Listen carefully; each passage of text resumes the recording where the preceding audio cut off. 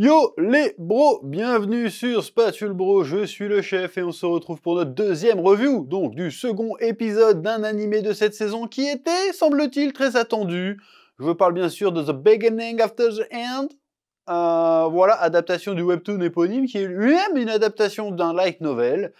J'avais plutôt apprécié le premier épisode, même si ça restait très convenu en matière d'isekai, ça avait quand même la particularité de faire des allers-retours entre le monde d'origine du héros, qui n'est pas notre monde pour une fois, mais qui est un autre monde imaginaire, beaucoup plus technologique, qui se fait transporter et réincarner dans le corps d'un petit enfant nommé Arthur, dans un monde plus heroic fantasy traditionnel, on va dire. Bon, j'aimais bien ce côté-là, parce que c'est ce que je reproche habituellement aux isekai du genre, c'est de se servir d'un autre monde juste comme prétexte pour faire découvrir un nouveau monde, et pas pour raconter quelque chose avec, c'est-à-dire du développement de personnages, un petit propos derrière, d'intéressant. C'était un peu le cas dans Mushoku Tensei pour les 5 épisodes que j'ai vus, j'ai pas été plus loin parce que j'ai autre chose à foutre.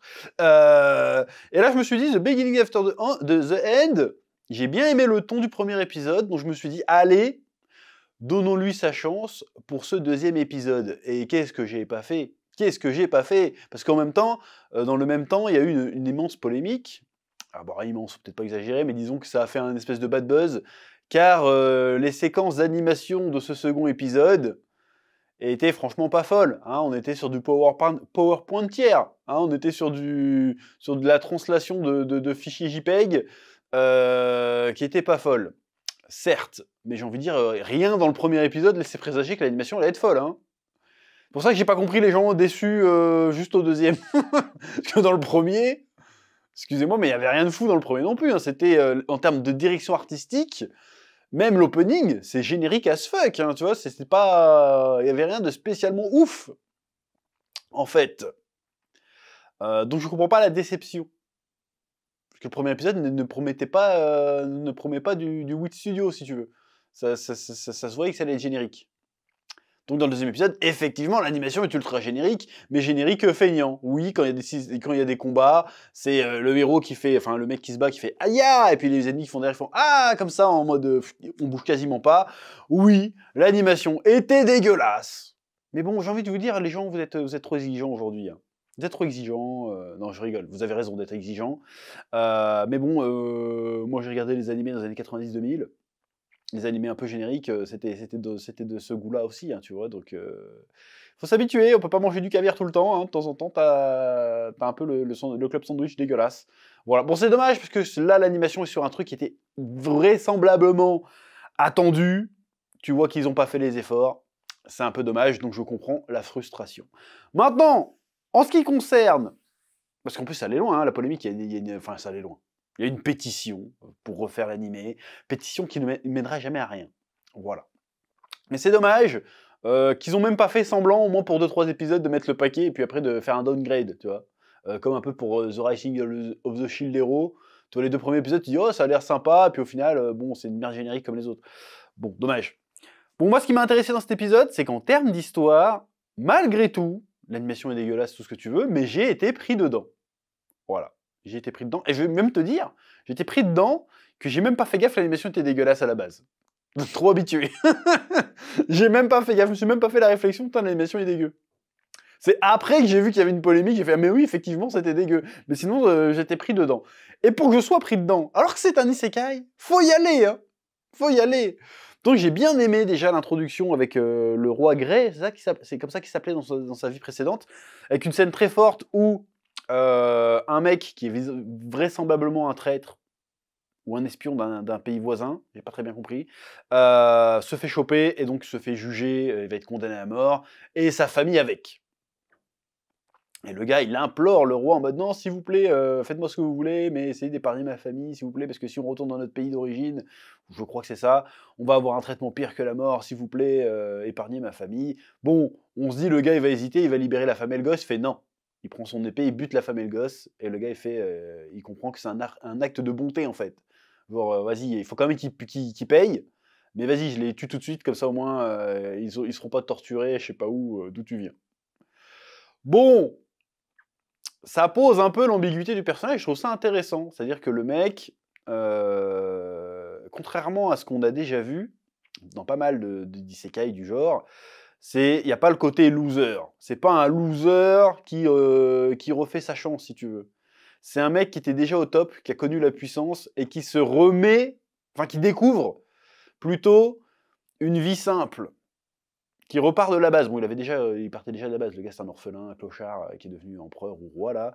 Et là, il part d'un autre point de... Enfin, il part d'un autre point de départ, super la phrase, mais il recommence à zéro avec un autre paradigme, un paradigme différent, qui lui fait remettre en question sa vie d'avant.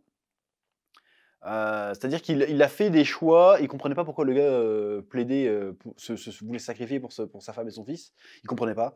Là maintenant il comprend, il fait « Ah, c'était ça alors !» Donc il y a une espèce de vraie deuxième chance, pas forcément pour faire mieux, mais pour vivre différemment en soi. Parce qu'on ne sait pas encore si le roi, en tant que roi, était quelqu'un de maléfique. On ne sait pas en fait. Pour l'instant, on ne sait pas. On sait juste que c'était un roi, qu'il avait plein d'ennemis, qu'il devait prendre des décisions difficiles, mais bon, ça c'est le cas de tous les rois, de tous les dirigeants. Ça ne veut pas dire qu'il était bon ou mauvais. Et là, c'est une vie plus paisible, a priori, même si là il vit une épreuve. Mais l'enjeu semble de voir est-ce que le héros va réussir quelque part à guérir ses traumatismes de sa vie d'avant pour en faire quelque chose de bien. Et je trouve ça intéressant. Je trouve que c'est bien raconté, pour le coup, même si l'animation est dégueulasse. Je trouve que c'est bien raconté, je trouve que c'est pertinent, et je trouve que faire un flashback qui fait écho directement à ce qui se passe dans l'épisode, bah c'est ça qu'il faut faire, en fait. Et pourtant, c'est basique, hein. C'est basique, mais c'est le truc qu'on devrait faire dans tous les isekai, parce que c'est le truc de base. C'est là que ça devient intéressant d'utiliser le concept d'isekai, autrement que pour la blague. Parce qu'évidemment, quand tu fais de la blague, bon, c'est pas très grave, parce que tu joues avec les codes d'un genre pour t'amuser. C'est ce que je fais par exemple dans mon light novel Isekai-ra. Le tome 2 arrive prochainement. Voilà, hein, le lien quelque part. Bref, donc j'ai trouvé l'épisode plutôt cool. Voilà, j'aime le côté, vas-y, mon fils c'est un génie, les parents qui se rendent compte de ça, qui disent bon, on peut pas le laisser pourrir dans la campagne comme ça, il faut qu'il fasse quelque chose de sa vie. Donc ils ont des vraies préoccupations, et lui il propose, bah vas-y, bah venez avec moi du coup. Donc ils font le voyage, le père il ramène sa compagnie, et puis ils se font attaquer sur le chemin, évidemment pour qu'il se passe quelque chose.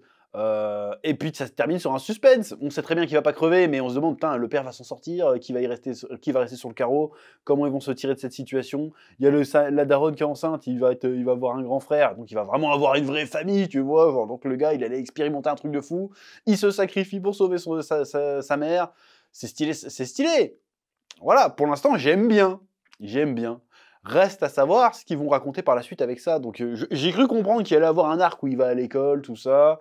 Bon, ça ressemble vraiment beaucoup à Mushoku Tensei pour le coup. Donc on va voir où ça va, mais pour l'instant, j'aime bien le délire. Et j'aime bien le délire. Alors, je veux pas dire que je suis en pamoison. Putain, je te sors des mots. Je suis même pas sûr que c'est ça le vrai mot. Je suis pas... Ah, c'est un truc de génie. Mais, pour une fois, qu'il y a un isekai qui a l'air de cocher les cases qui, pour moi, font une bonne histoire, j'ai envie de dire, ça serait dommage de le snobber. Donc, de mon côté, je vais essayer de continuer un petit peu, ne serait-ce que 2-3 épisodes de plus, parce qu'en vrai, si les reviews bitent de fou, je vais pas insister non plus, mais je suis curieux de voir ce que ça peut donner, The Beginning After the End. J'espère que malgré l'animation pas ouf, j'espère quand même que ça continuera à être suivi. Voilà. Bref, c'est à peu près tout ce que j'ai à dire pour ce second épisode. Pour l'instant, c'est très encourageant, malgré une animation dégueulasse. Voilà. J'en profite pour vous reparler du Spatule Jump numéro 1 qui est actuellement toujours en précommande. Je sais pas combien de pourcentage on est, mais en tout cas, ça marche très bien, on est très content. Je vous rappelle qu'il y a un voyage au Japon à gagner. Le lien est dans la description avec une page qui vous expliquera tout en long, en large et en travers. Si vous avez aimé le numéro 0, ben, soutenez le 1 parce qu'il va être encore mieux. Et puis voilà, et puis ainsi de suite, on va faire toujours mieux de toute façon. Parce que nous, c'est comme ça, on est dans la progression de l'esprit shonen. Voilà. Je vous laisse le soin de mettre un petit commentaire, pouce bleu, like, abonnement. Je vous dis à très bientôt sur Spatule Bro pour de nouvelles vidéos. Que la passion vous guide. Oui.